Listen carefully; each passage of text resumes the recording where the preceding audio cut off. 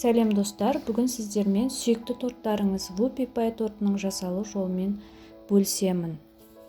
Видеоны көрмес бұрын каналыма тіркеліп лайк басуды ұмытпаңыздар. Ең бірінші таза ыдысымызға жұмыртқаны салып, миксердің төменгі жылдамдығынан бастап миксерлейміз. Көпіршіп бастағанда қантты қоса бастаймыз. Қантты араластыра отырып 3-4 бөліп саламыз.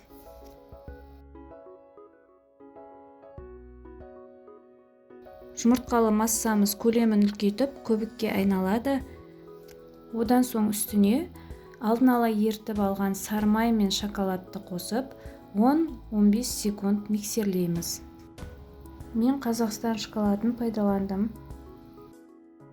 Ұнға қопсытқыш пен какаоны қосып, араластырып дайындап алдым.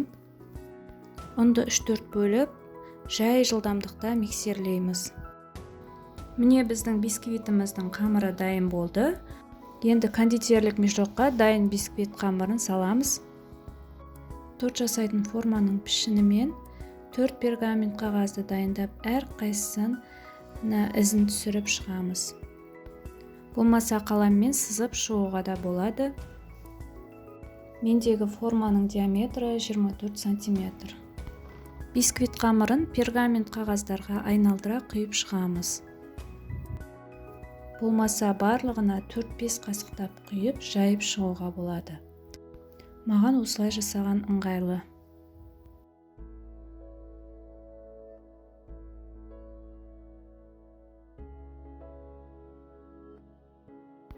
Мінеке барлығын үлестіріп құйып шықтым. Енді қызып тұрған пеште 180 градуста 7-8 минут пісіріп аламыз. Әрбір піскен коржды дөңгелек етіп, кесіп шығу керек. Толықтай суығаннан кейін барып қағазын аламыз. Мінеке барлық корждарды осылай пісіріп алдық. Енді торттың кремін дайындаймыз.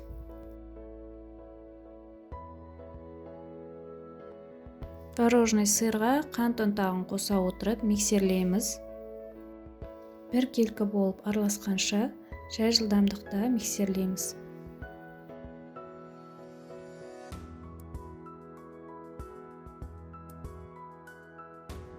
Енді үстіне салқын сливкиді аз-аздан қоса отырып миксерлейміз. Сливкиді алдын ала шайқап алу керек. Жаймендеп жылдамдықты күшейте отырып, бас аяғы 7-8 минуттай миксерлейміз.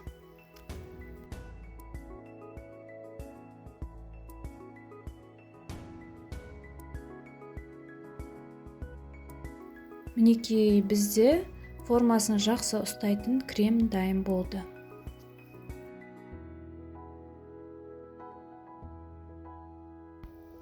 Арнайы Whoopie Pie'ға арналған, яғни шариктер жасайтын насатканы мешокқа салып, ішіне кремімізді салып аламыз.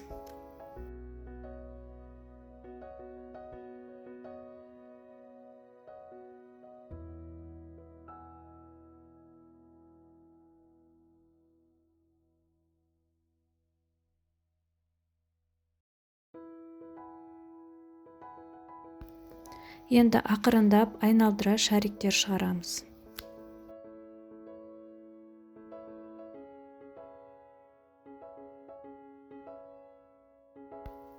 Корждың бетін жабатындай етіп, барлық жеріне кремді толық жағып шығамыз.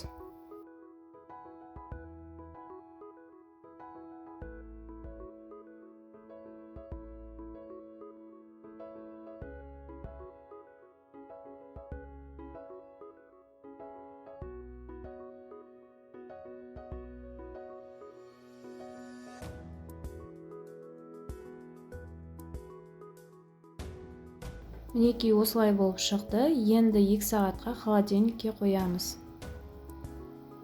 Торттың бетіне шоколадты массаны құйып, тегістеп жайып шығамыз.